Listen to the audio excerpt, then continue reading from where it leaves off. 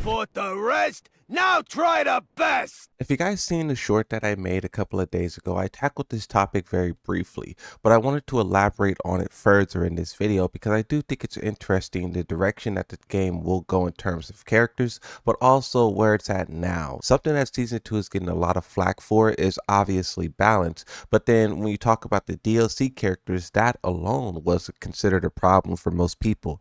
3 of the 4 characters are returning old DLC being sold twice.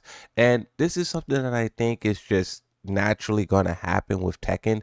Tekken has so many great characters, about 40 or 50 should be in every Tekken game ever, but that's something that just won't happen. They start the rosters at like 30-ish. You have like 20 that's just gone, and you have to add them in later. And then some of those characters are core fan favorites, like a Miguel, like a Julia, and even they get pushed off to the side because of how cutthroat this roster is. You're stuck in this weird position of what do you do? Do you bring back the characters that everyone loves, had high usage, they're so important to the franchise, or do you just create new characters and guest characters out of thin air? It's a very tough dilemma that not only Tekken is in, but all fighting games are in. You know, being in Season 2, knowing pretty much all the characters, and now we're looking forward to Season 3, and we're not that far away. Season 3 is a couple of months away. We're halfway through the year. Knowing that the developers work ahead of time, Fakaram was being prepared for like 2 years before his announcement. Same thing with Heihachi, same thing with Clive. Whoever they deliver in Season 3 would probably also fit that build, which is why I think Marduk Data showing up in the game so early was probably confirmed him for Season 3. But then from there, we really have nothing to go off of. Yes, you have some things like Bob's Diner being shown in the game, so that just makes him a little bit more likely. But then you have the heavy hitters like Miguel and Julia. Julia is the one that I really want to focus on for this video, but just saying a little bit about Miguel, I think he's awesome. I think he's cool. His fighting style was so unique. If they do bring him into the game, I would like for them to maintain the identity that he's had. Do not change his whole play style with installs or heats or stances. Let Miguel be the cool brawler that he is. Now, as for Julia, I kind of flip-flopped on the character Julia. At one point in time, I was saying, no way. Don't put this character in Tekken. And this is why it's important to live a little and experience a little. Because now when I think about the character Julia, I most certainly think she should be in the game. Now, I still would like it better if it was JC, you know, the female version of Julia. Grappler, she fits very well into the King, Armor King, Marduk storyline if they do want to bring all those characters. So that would be really cool. I wanted to take a look at some of the comments that was left on the short that I also made about Julia because I thought the top ones were really interesting. Jun Kazama fan says the Chang style is the only one of the main 8 introduced in Tekken 1. Paul, Law, and Nina, Yoshimitsu, Jack, Kazuya, King, and Michelle to not be in Tekken 8 feels bad, man, right? When you talk about the core of what Tekken used to be, because we always talk about, you know, Yoshi, Paul, Heihachi, and Nina being in every single Tekken game, like never being replaced, never being cloned. It's the same character living all the way from 1 to 8. You also got to talk about the fighting styles that's been present. The names that you see here, yeah, they make up the core of what Tekken is. And for some reason, Michelle and Julia, as time goes on, they just are not treated the same as the other characters. Her usage is really strong. It's not the strongest, but it's good enough to still be relevant.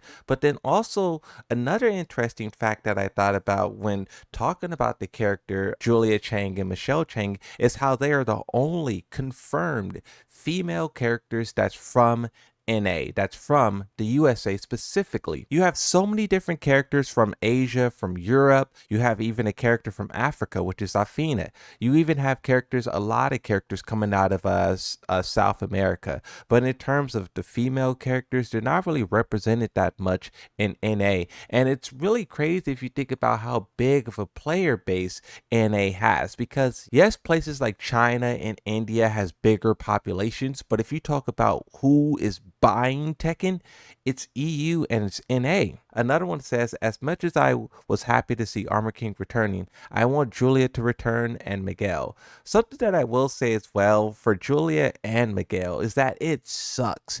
It sucks that you guys have to wait this long to get the character, because in my opinion, thinking back on Tekken 7, those were some of the most fun and interesting fighting styles to go up against, especially Miguel, but Julia was really interesting as well. I know she was a beast in tournaments, never on the level of like a, well, she was one of the strongest characters in the game, tier list wise and statistics wise, but it never felt like robbery, at least for me, right?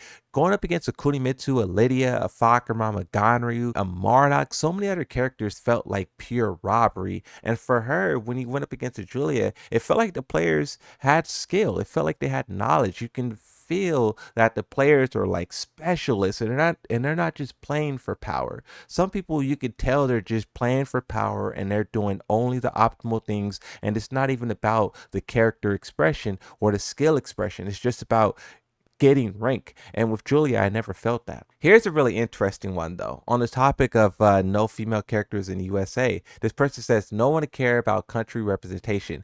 What we want is the fighting styles first. The Chang Kempo has always been in the game. Seeing all of the different representation and knowing how much of an impact and influence that have on which DLC characters they do, maybe that's why I'm thinking about it so much.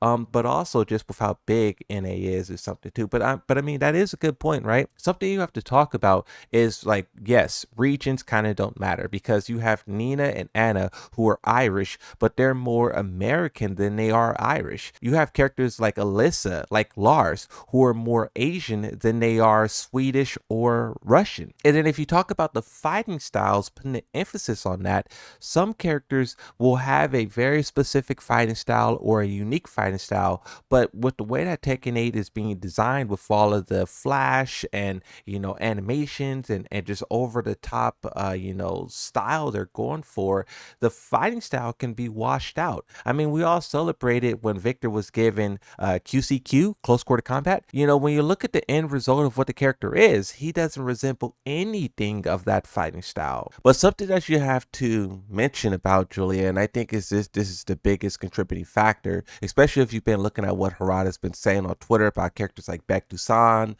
Bruce, Jim Poppy. The players have been requesting so many different characters, and the developers have had the single answer for all of these characters. None of these characters are truly gone. What will determine whether or not they show up again in the future is how much they're requested. The thing about Julia is that out of the female characters, she's for sure the most requested female character in the game. Kunimitsu's a close second, but those two are requested. I do hope that Julia can show up in season 3. I think it will be a great way to bring more life into this game, and it will also satisfy a lot of players. But the question that I do ask for you guys is, what would you do? We have 40 to 50 characters who should be in the game, mandatory, but the roster starts at about 30. A lot of people, even for fighting games, that's a big roster. We'll see if Virtual Fighter do that or Marvel Token does that. So would you want to see Tekken continue to do resell or recycle DLC characters to get in those fan favorites? Or would you rather season 3 go in a totally new direction